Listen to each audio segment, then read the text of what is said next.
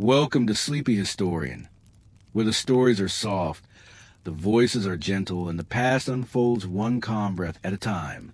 This is your space for boring history for sleep, a place where we embrace the quiet corners of the past, not with urgency or drama, but with stillness, curiosity, and a little candlelight.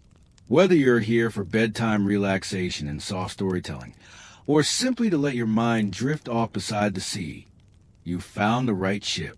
Tonight, we begin a story not of battle or bloodshed, but the sky and the sea. Imagine it. You're aboard a Viking longship, the creak of wood beneath you, the salt of the ocean in the air, and overhead the stars. Uncountable, silent, and always watching. There is no compass in your hand, no map to unfold, just a memory of constellations passed down from fathers and grandfathers. Polaris, the North Star, quietly anchoring the night sky. The sweep of Ursa Major, like a bear lumbering above. You row through darkness, guided not by sight, but by centuries of stories and the rhythm of the stars. This is not a tale of violence or conquest. It's a history sleep story, told in soft tones, designed to help you fall asleep to calm bedtime storytelling, to let your thoughts slow, like the oars gliding through open water. Because no, the Vikings didn't have GPS. They had the night sky, and somehow that was enough. So if this kind of storytelling helps you rest, feel free to like the video and subscribe, but only if it actually brings you peace. And let me know in the comments, where are you listening from and what time is it? It's strangely comforting to know who else is out there, falling asleep to the same old stories. Let the light dim, let the stars whisper, let the wind speak, and let the myths unfold. We begin now. How Vikings navigated oceans without maps or compasses. A soft-spoken history documentary for those who love archaeology, seafaring myths, Roman history, and the comfort of knowing the past moves more slowly than the present. You are here.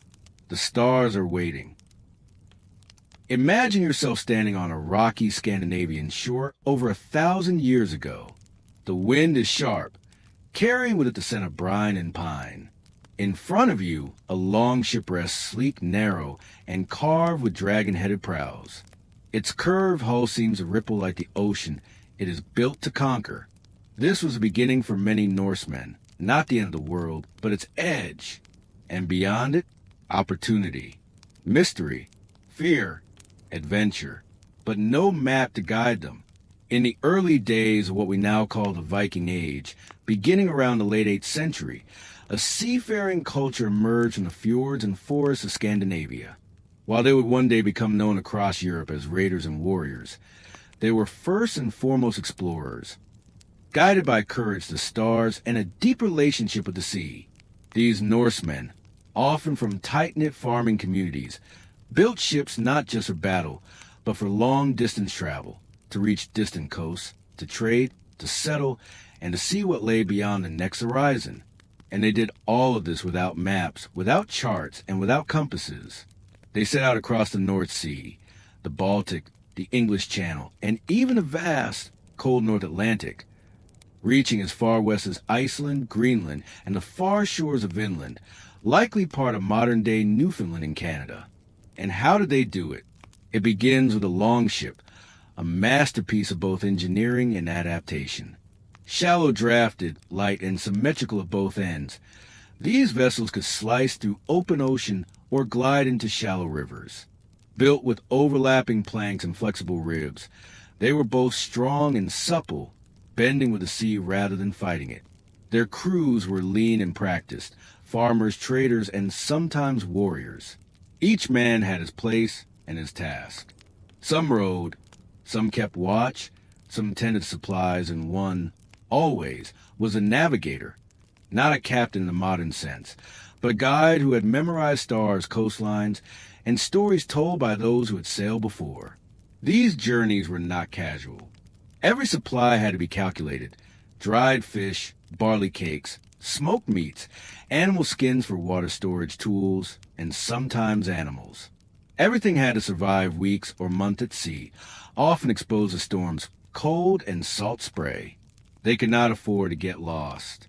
Yet the ocean has no roads, and on foggy days, not even a horizon. Still, the Vikings pressed forward. They trusted the sea signs. They watched the birds. They listened to the wind. And above all, they looked to the sky. But before we follow the stars, we must first understand the kind of mindset it takes to sail into the unknown with only memory and intuition. A mindset forged not in comfort, but in hardship and hope. For a Viking, the sea was a passage, not a barrier. It could separate or unite, offer life or threaten it. It was a space between known and unknown. And so they set forth. From tiny villages in icy fjords, their longship slipped into gray mist, no compass, no map, only a firm hand on the tiller and a steady eye on the stars. The longship rocks gently as waves lap against its sides. The sky above is muted gray, and the sea stretches outward in every direction, a cold, restless mirror. You've been rowing or perhaps simply watching for what feels like hours, maybe days. There's no land in sight, only the promise of it. Imagine sailing toward nothing visible. No coastline on the horizon, no map in your hand. Only memory, tradition, and the whisper of stories passed from one mariner to the next. This was a Viking way. By the early 9th and 10th centuries, Viking explorers had already reached beyond the British Isles. The Norse had established settlements in Ireland, Scotland, and even ventured deep into Frankish lands. But it wasn't enough. They looked westward. Sagas tell us of voyages beyond the edge of the world. Some stories were grand, filled with storms and sea monsters. Others were practical, like the tale of Floki Vildrarson, who, guided by ravens, became one of the first Norsemen to deliberately sail to Iceland. It wasn't long before Iceland became a thriving Norse colony. From there, they pushed farther still, reaching Greenland, a land as stark and icy as its name is misleading. And beyond Greenland, a place called Vinland, thought to be part of present-day Newfoundland in Canada. To put this into perspective, they had traveled thousands of miles across open water, centuries before Columbus, with no maps, no compass, no written instructions, just oral tradition, keen observation, and patient bravery. They watched the behavior of birds, noting how seabirds would fly inland toward nests in the evening. They examined cloud formations, which sometimes reflected land masses just beyond the horizon. And when fog rolled in, thick and damp and disorienting, they waited. They trusted the ship, the stars, and the sea. Supplies were minimal but carefully chosen. Barley flour, dried fish, preserved lamb, fermented drinks, and seal meat helped them survive long stretches without resupply. Skins of water were stored under deck, shaded from the sun. When rain came, it was caught in buckets or in sails and funneled into vessels. Sleep came in shifts. Blankets and cloaks were shared. There was little privacy, and yet a strange kind of companionship formed among the crew. They moved to the same rhythm, rowing, sleeping, waking, eating, as if their hearts beat in sync with the sea. They sang, softly, to pass the time, low rhythmic chants. Sometimes the navigator would tell stories of places beyond imagining, of gods who shaped the skies, of others who had sailed this way before. These stories weren't mere entertainment. They were navigation tools, encoded with memory, observation, and direction. One song might describe the scent of pine as land draws near. Another might recount the shape of distant cliffs, seen only on the clearest of mornings. Together, these sagas and songs became a living map, stored not in ink and parchment, but in the minds of men who had listened well. To find new land was not a certainty. Sometimes it was weeks before landfall. Sometimes land never came. But when it did, when the green hills and new shore finally rose from mist, it must have felt like the gods themselves had spoken. And they would step ashore, unsure whether the place would offer hospitality or hardship, shelter or danger, life or loss. Still they came. Over and over again, they came. And so, the Viking world expanded, not through maps, but through memory, myth, and the patient study of stars and waves. The sea is not still. It never truly rests. Beneath your ship, it breathes slowly, steadily, rising and falling like the chest of some ancient creature. The longship creaks with each motion, its wooden ribs flexing in time with the waves. You look out and see nothing but water, stretching endlessly in every direction.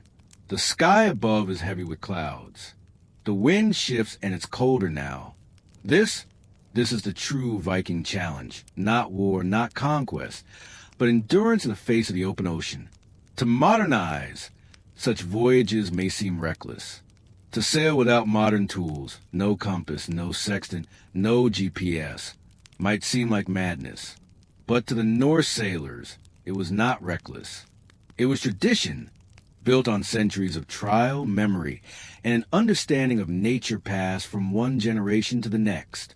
A Viking navigator would read the ocean like a manuscript. The color of the water, the shape of the waves, the movement of clouds, and even the behavior of whales and birds were clues, hints, signs pointing the way forward. One would note how deep blue waters often indicated great depth and open sea. Cloud banks sometimes mirrored the presence of distant land, their undersides reflecting the green of forest or the pale tone of ice-covered coasts. Whales swimming in a certain direction might lead toward colder currents. Seabirds flying low might be returning from feeding grounds on shore. Yet even with these signs, the ocean was cruel. Sudden storms could rise without warning. Winds could shift, and currents could drag a ship miles off course overnight. Icebergs drifted silently, half hidden beneath mist, posing lethal threats to even the sturdiest vessel. In these moments, there was no panic, only resolve. The crew, bound by routine, would respond in practiced silence. Sail furled or trimmed, oars extended, supplies checked, water protected, and then they would wait. In the stillness after a storm, when the sea was oddly calm and the sky a washed-out gray, it was said that the navigator could hear the world breathing. These moments, though unnerving, were revered. They were part of the rhythm, part of the cost of discovery. Below deck, where no light reached, some of the younger crew whispered prayers to Thor and Jord, god of the sea. Others, more practical, mended ropes or carved runes into bits of wood, tokens of luck or memory. These voyages demanded not just physical stamina, but a certain emotional quietness. One could not be loud with fear. One could not rage against the sky. The ocean would not respond. It simply was. Imagine weeks passing in this world. The sameness of the waves, the sound of oars, the crack of sails and wind, meals of hard bread and smoked meat, shared cloaks, dreamless sleep on a damp plank, a life reduced to necessity and rhythm. And still the stars would return. Even on the longest voyages, there were clear nights. And on those nights, the crew would gather their bearings once again. The North Star, always dependable, hung in the sky like a single nail pinning the heavens together. If they could see it, they could find their way home, or onward. That was a Viking gift, to endure the sea, to trust in its patterns, and to believe that beyond the horizon lay something worth finding. Not all made it. Some ships vanished. Some returned years later, battered and thinned. And some carved their legacy not in stone, but in the quiet routes they charted, invisible paths across the water, memorized and passed on like sacred song. So next time you look at the sea, still and wide, think of them, men without maps, with no stars but the ones they could see, and still they sailed. Now imagine nightfall at sea. The sun has disappeared behind the curve of the world, leaving behind a sky so vast, so quietly infinite, it seems to press downward. The stars appear slowly, not all at once, but in careful procession, like old friends returning after a long day. To a Viking sailor, this moment was sacred. There were no glowing dials, no humming electronics, no blinking GPS satellites overhead. There was only the sky, and it was enough. The night sky served as the Vikings' compass, clock, and calendar, all in one. Above them glowed Polaris, the North Star. It did not dance across the sky like the other stars. Instead, it remained mostly fixed in place, always due north. To find it was to find the direction of home. For centuries, this bright and dependable star served as a heavenly anchor. Beside Polaris in quiet orbit, where the patterns of Norse came to know well, Ursa Major, the Great Bear, known for its dipper shape, used to trace a line directly to Polaris. In winter months, the Vikings would track Orion, the hunter, his belt of 3 stars marching steadily across the night. These were not just constellations. They were signposts, stories, inheritances from their ancestors. They had no written manuals.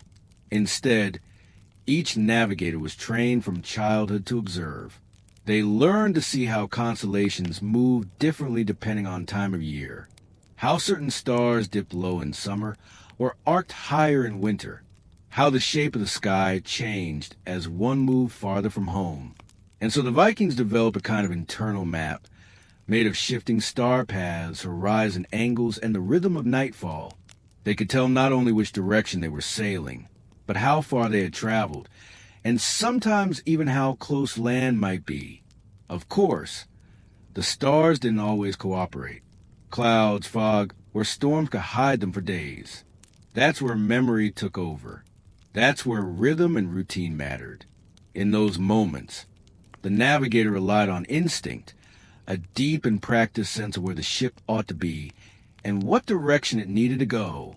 On clearer nights, however, celestial navigation became a delicate art.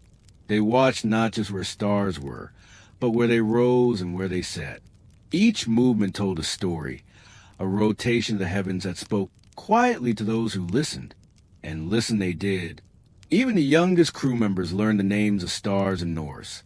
Some lost us now, and listen to how they were tied to gods, spirits, and old heroes.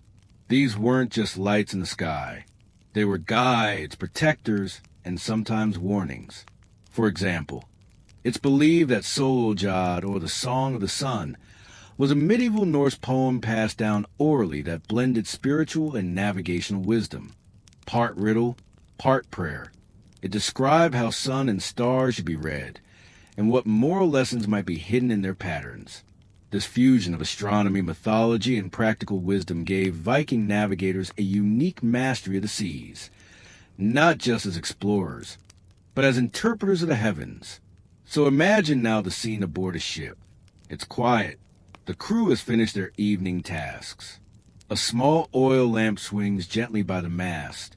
Above, a clear sky emerges, and one man, cloaked in fur, stands at the prow, tracing the stars with his eyes.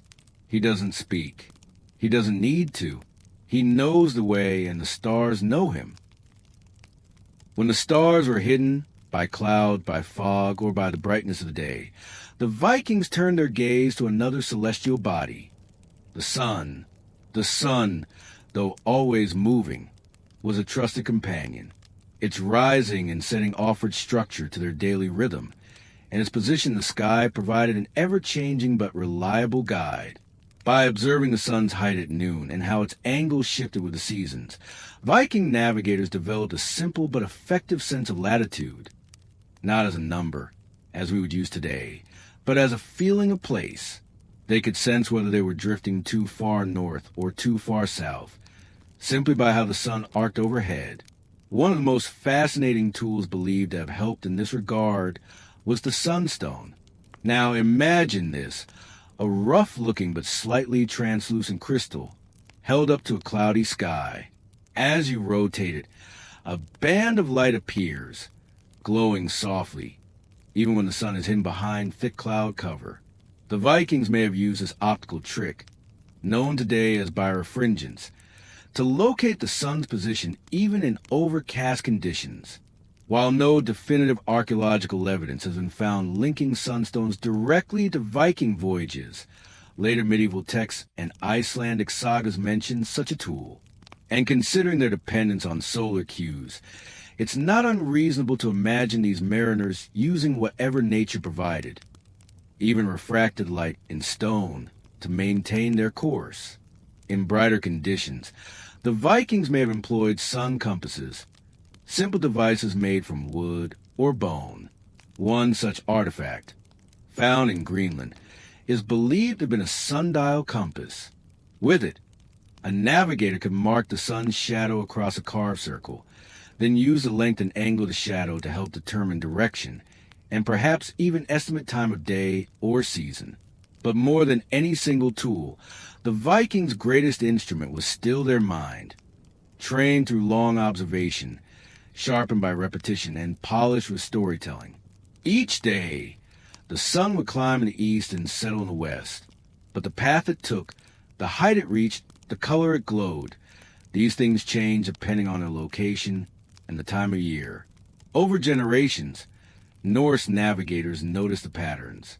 They noticed when the light felt different, when shadows were too long or too short for the season. Even the color of sunlight held meaning. A dull, gray cast meant they were too far north, drifting toward ice. A warmer hue told of southern shores.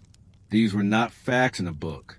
They were feelings lived through voyages and retold by fireside. Children were taught from an early age to watch the sky, to count hours by the shadow of a stick, to guess the hour by the tilt of the sun. Even the shape of their ships was oriented toward the rhythm of daylight and the changing seasons. These skills were not taught with rules, but with experience, passed on in poems, parables, and murmured advice before sleep. A navigator might say, "When your shadow is twice your height before noon, you've drifted too far." Or, "If the morning light strikes a prow at an angle, you've turned east by mistake." This was not mathematics. It was intuition, grown carefully, cultivated like a garden. Imagine the scene: a Viking longship deep in the ocean. The sky is pale and clouded, the sun hidden.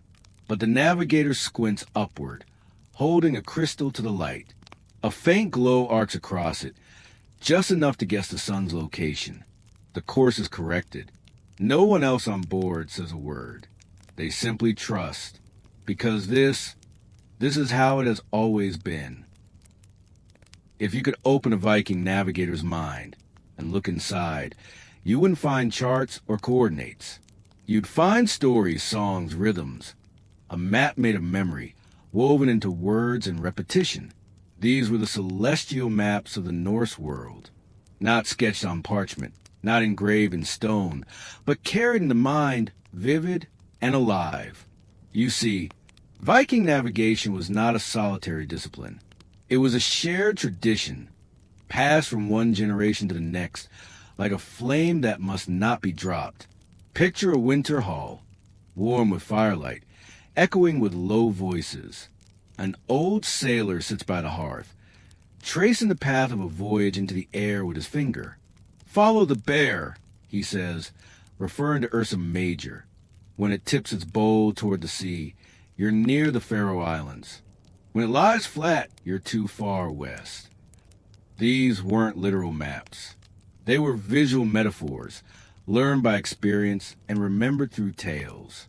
A navigator learned not to memorize stars individually, but to understand their movement, how they rose, rotated, and vanished with the changing night. Vikings also described direction in relational terms. East was not just east. It was a morning path where the sun returned. North was homeward.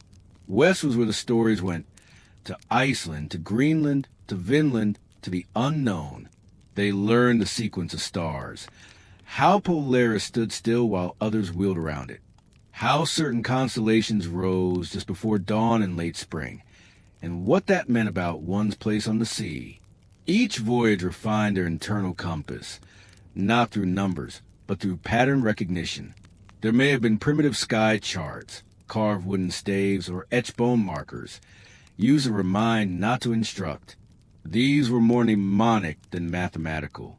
One such item, the runic calendar stick or primstaff, marked seasons and holy days, possibly aligning festivals with certain celestial events. Whether it served a navigational function is debated, but its presence shows how deeply entwined Norse life was with the stars.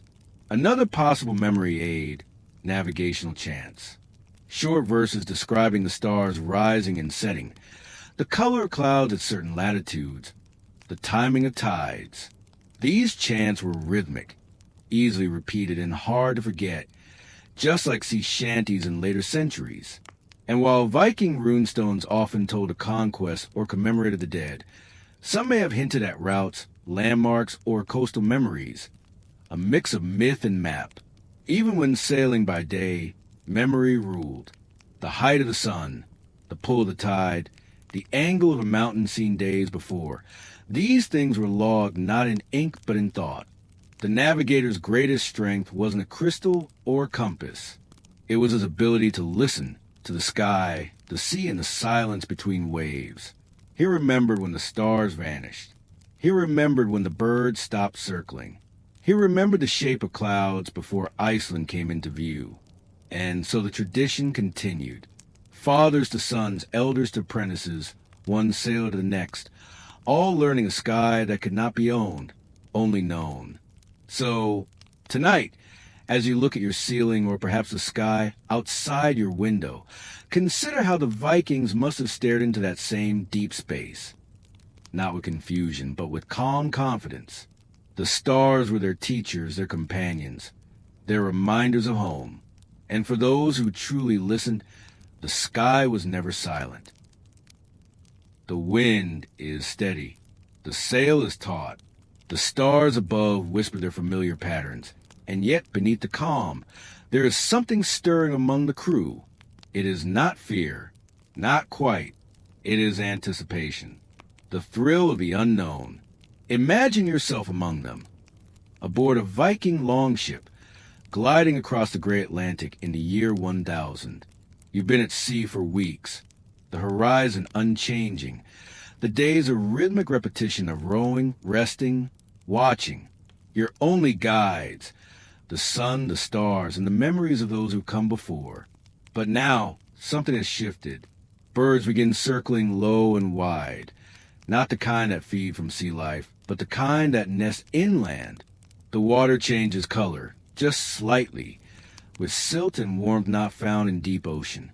And then someone called from the prow, a distant shape barely visible in the mist. Land. To a Viking crew, discovering a new coastline was a quiet miracle. Not like a thunderclap, not like a flag-planting parade, but something slow and reverent.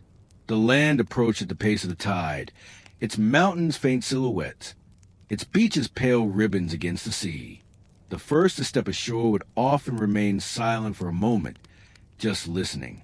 The wind in unfamiliar trees, the smell of different soil, the sense that they were the first, or perhaps not the first, to arrive. These discoveries were made not by chance, but by celestial navigation.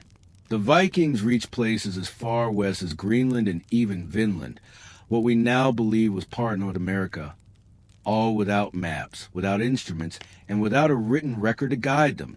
Instead, they carried with them the sky. Historians believe that voyages like those of Leif Erikson, son of Eric the Red, relied heavily on the same techniques you just heard about, navigating by Polaris, by the shifting arc of the sun, by the feel of the sea. Oral tradition tells us that Leif was blown off course while heading for Greenland, only to discover rich new lands where forests met beaches and salmon crowded the rivers. These weren't random detours. They were voyages shaped by observation, by instinct, and by a willingness to follow where the stars pointed. Each landfall brought with it a new chapter in Norse exploration. Some places were settled like Iceland, where the stars aligned with the terrain, where the sea was kinder. Others were visited and left behind, remembered in sagas and whispered songs, like Vinland, with its mysterious self-sown wheat and grapevines in abundance. The discovery of these unknown lands also deepened the Norse understanding of the sky.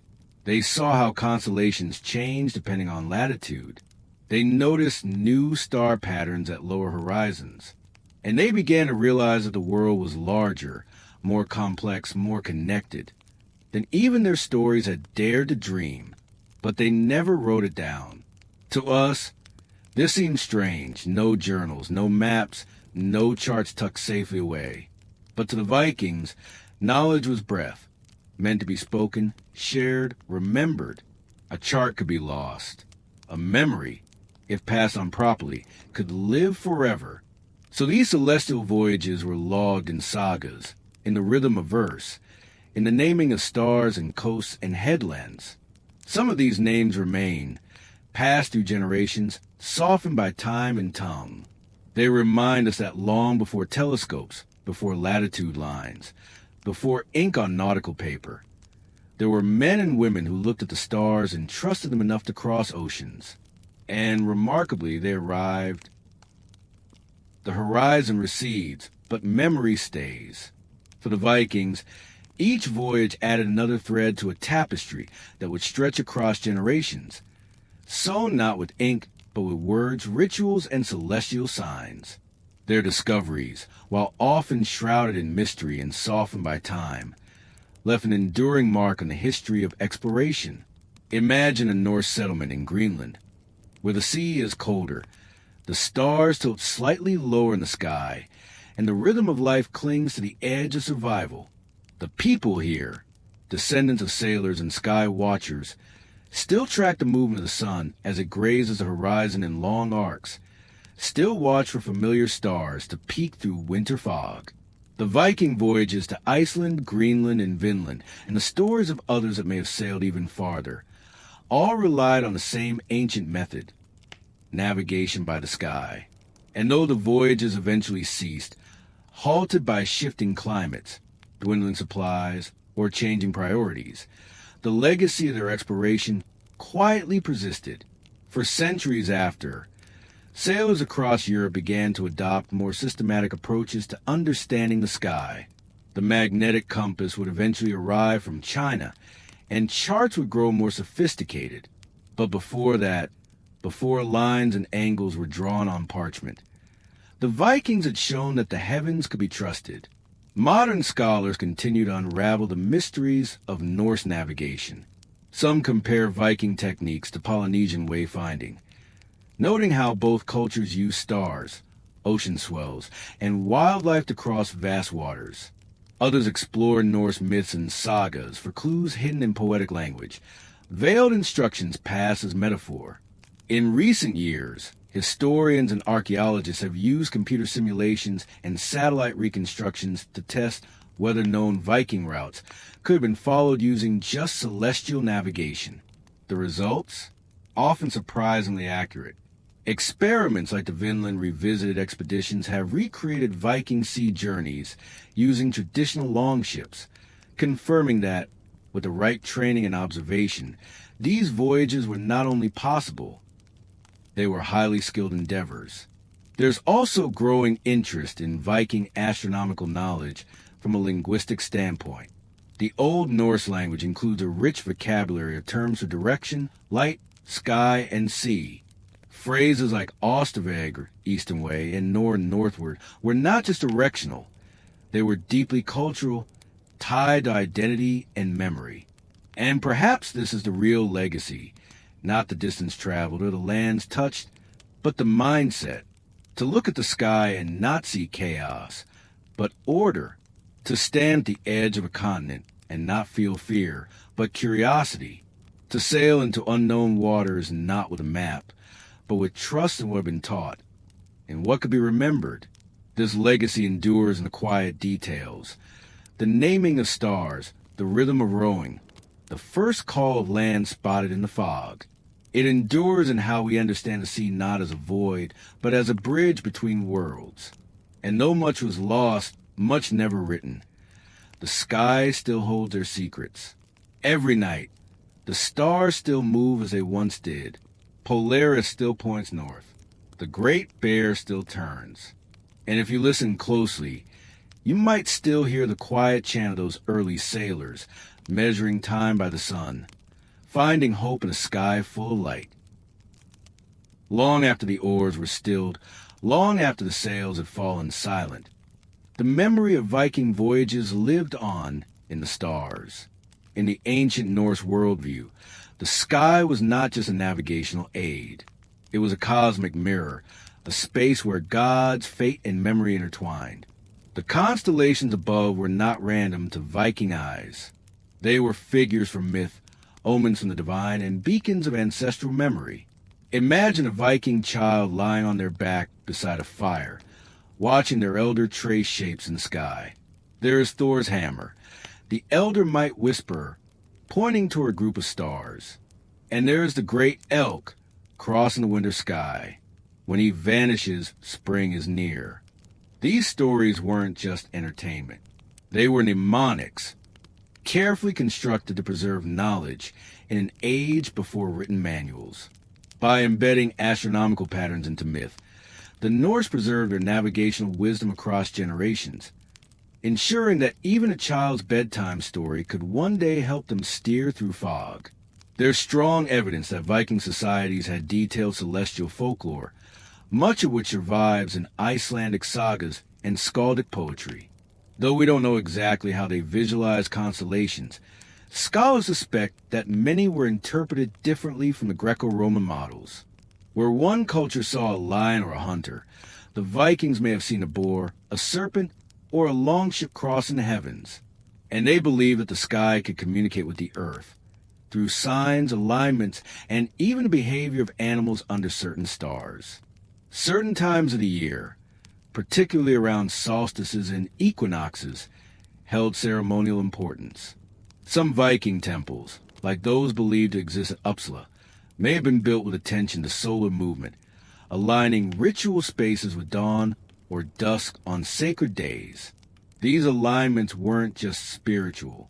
They may have also served practical purposes, marking times of plan to migrate or to set sail. In this way, memory was not just in the stars.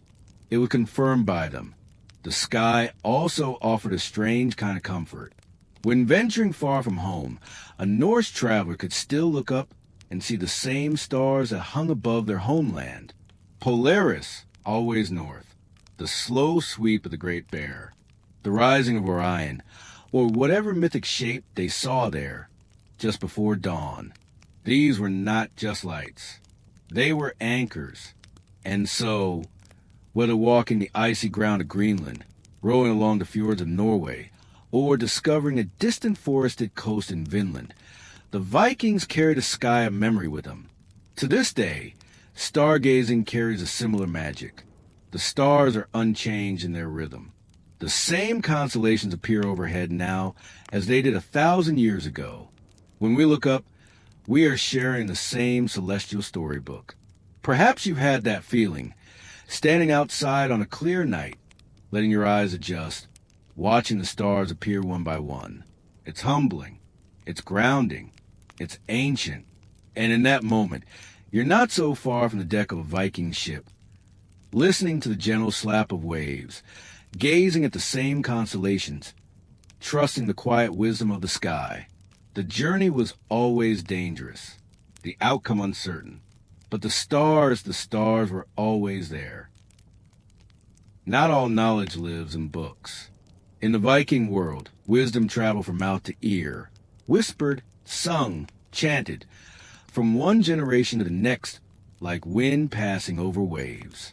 To understand how the Vikings learned to navigate without compasses or maps, we must first understand how they preserved and passed down knowledge, not through ink or scroll, but through a living oral tradition, a form of history and instruction as old as time. Imagine an apprentice sitting quietly beside a seasoned helmsman as twilight settles over sea. The elder begins not with charts, but with a tale. When the stars dance close together, and the wind smells of ire and moss, we are near the fjords, he might say. It's not a riddle. It's instruction. Over weeks, months, and seasons, the apprentice listens. No lecture, no list. Instead, story after story, voyage after voyage, filled with references to constellations, currents, birds, and weather. These tales aren't just for entertainment. They're mnemonic devices. This system of education, deeply personal, observational, and experiential, was known across the Viking world. It emphasized pattern recognition, memory, and intuition. You didn't learn to sail by reading. You learned by watching the sky, feeling the wind, and listening to the ones who had made it home. Such traditions often began in childhood. Norse children, especially those born into seafaring families, were introduced early to the language of the stars. They would memorize seasonal skies, watch the movement of flocks and fish, and internalize the rhythm of the tides. Certain families, particularly those known for captaining longships, carried reputations as navigators. Their status rested not on wealth, but on the depth of their remembered knowledge. A wrong heading could mean disaster, so the weight of that knowledge was both an honor and a burden. Over time, certain phrases and verses became standard, short poetic lines that captured essential truths. When Thor's belt tilts, the morning comes, or the bear leads home. Easy to recall, impossible to forget. These navigational sayings were often paired with ritual practices. A captain might always recite a chant before leaving port, not from superstition alone, but because it set the rhythm of thought, reinforcing navigational routines. This oral knowledge wasn't secretive. It was shared freely because its survival depended on being spoken, but it was also tested. Only those who had voyaged under stars, who had returned after storms, were trusted to pass it on. In this way, the tradition of sky-guided sailing didn't just survive.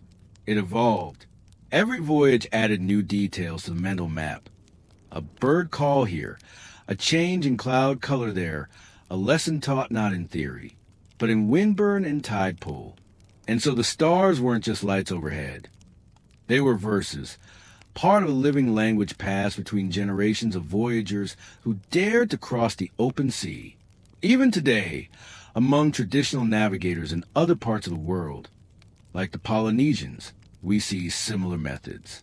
Stories, chants, gestures, all tied to sky.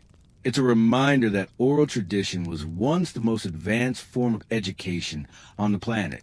For the Vikings, these sky teachings formed the backbone of exploration. They allowed one generation to build on the experience of the last, to go farther, to return wiser, to speak again of what they saw. And in those stories, quietly and without ceremony, the stars continued to guide. When the sails were furled and the oars laid to rest, when the sea was calm and the longships returned home, the stories began. These stories, passed from tongue to tongue and heart to heart, were later known as the sagas. Imagine a winter night in Iceland. The wind howls beyond the timber walls of a longhouse, but within, it's warm. Flames crackle and people gather close, wrapped in wool, listening to the voice of a skald, the storyteller, as he begins.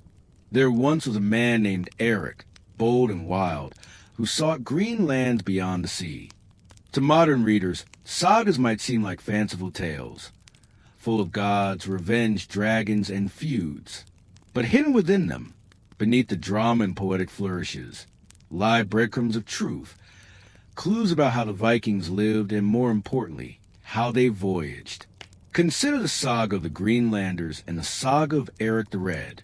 These texts, preserved on parchment in medieval Iceland and recopied through generations, tell of Leif Erikson's journey westward, how he left Greenland and found Vinland, a lush place with wild grapes and tall trees.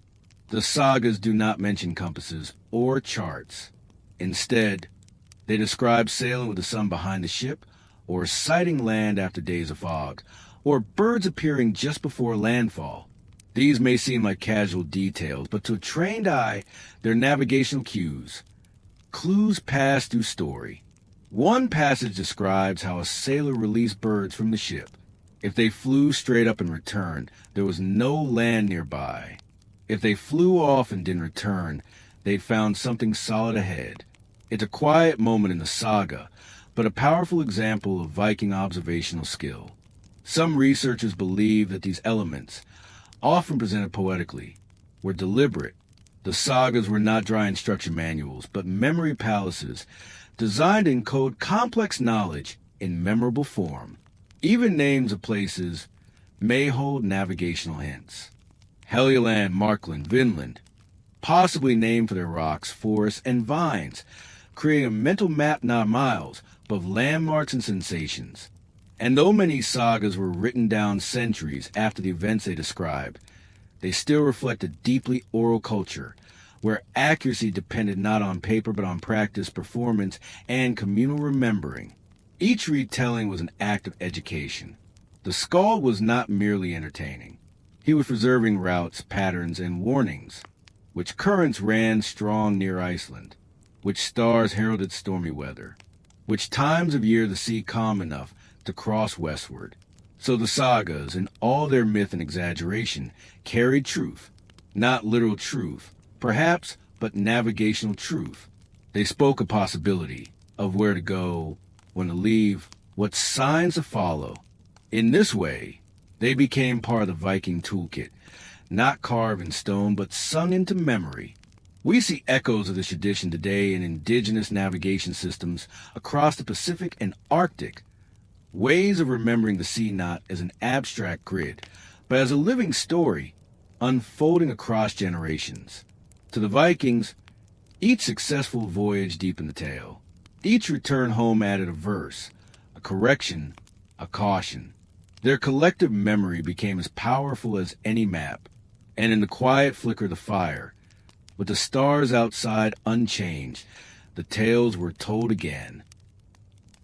Today, we look up at the stars through telescopes with apps that identify constellations by name. We fly across oceans using satellites, guided by digital maps with glowing routes and estimated arrival times. And yet, the question lingers. How did they do it? How did the Vikings, with no compass, no map, no written guides, cross seas wide and treacherous? The answer is not only in the stars above, but in the curiosity that burns quietly beneath them. In recent decades, historians, archaeologists, and navigational scholars have taken a deeper interest in Viking wayfinding, not merely as a mystery to solve, but as a legacy to honor, a reminder of the astonishing skill once embedded in memory, passed by voice, and shaped by the rhythm of the sea. Archaeological finds, such as the Unarctic disk, often referred as a Viking sunstone compass, hint at the possibility that Vikings developed clever ways to track the sun's position even in cloudy conditions. Some researchers believe this calcite crystal could have polarized light, allowing sailors to find the sun's direction by rotating the stone. Even without direct sunlight, others point to sundials carved on wooden dials, calibrated for different times of year, allowing rough estimates of direction and daylight. These tools were not precise by modern standards, but in practice hands, they were remarkably effective. In laboratories and field experiments, scientists have tested these methods. Using reconstructed longships and sunstones, navigators have attempted to cross known Viking routes with minimal modern assistance, relying only on environmental cues. Time and again, these tests show what the sagas always suggested, that celestial memory is real and that the Vikings are profoundly attuned to it. Meanwhile, digital reconstructions through computer simulations and satellite overlays show how Viking voyages align with migratory bird patterns, seasonal winds, and prevailing currents. What seemed mythical now appears scientifically plausible. Modern mariners and scholars alike express admiration for this form of navigation, not simply for its outcome, but for its method, the quiet confidence, the embodied knowledge, the trust in observation over abstraction. There's even a growing movement among sailors today to relearn these ancient techniques, not to replace GPS, but to reawaken a connection to the sea that has, for many, become distant. These efforts are more than historical curiosity. They're a form of remembrance, a way to honor those who once stood at the shore, looked up at the stars, and dared to cross the unknown, without engines, charts, or coordinates. In many ways, the story of Viking navigation is a story of human resilience and wonder. It reminds us that long before satellites mapped the planet, people read the sky like a book, interpreted clouds like ink on vellum, and found meaning in the arc of birds above an endless sea. And even today, if you find yourself on a quiet shore at night with no screen, no device, just the hum of wind and wave, you can still feel it. The sky speaks softly. The stars still hold their places. The sea still waits. And somewhere, if you close your eyes and listen, you might hear the creak of a longship's hull, the rhythmic dip of oars, and the whisper of a voice repeating old wisdom. Follow the light that never moves. The bear turns, but the north stays. 1,000 years may pass, but that voice still echoes. And now, dear listener, the sea has calmed. The sails have been furled, the oars drawn in, and the stars, those ancient companions, still glitter above, unchanged since the time of the Vikings. If you've made it this far, perhaps your eyes are heavy. Perhaps your thoughts drift like a longship on still water. That is as it should be, because this is boring history for sleep, and I'm the sleepy historian. Tonight, we followed in the quiet wake of the Norse. We walked their shores, watched their skies, listened to their stories whispered in sagas and remembered in stars. No maps, no compasses, just sun, wind, bird, and memory. And in doing so, perhaps we found a little more than history. Perhaps we rediscovered something older, a slower rhythm. A way of knowing that does not rely on glowing screens or satellite beacons, but on presence, patience, and patterns whispered by the earth and sky. History isn't always thrilling. Sometimes it's slow, sometimes it drifts, and sometimes in its stillness we find peace. If this kind of storytelling helps you rest, feel free to like the video and subscribe, but only if it truly brings you a little comfort. Let me know in the comments where you're listening from and what time it is. There's something strangely soothing in knowing we're all here together, scattered across the world, falling asleep to the same old tales under the same old stars. So dim the lights, let the sky settle, let the myth unfold, and the gods whisper once more. And sleep, if it hasn't already found you, is surely close. Good night.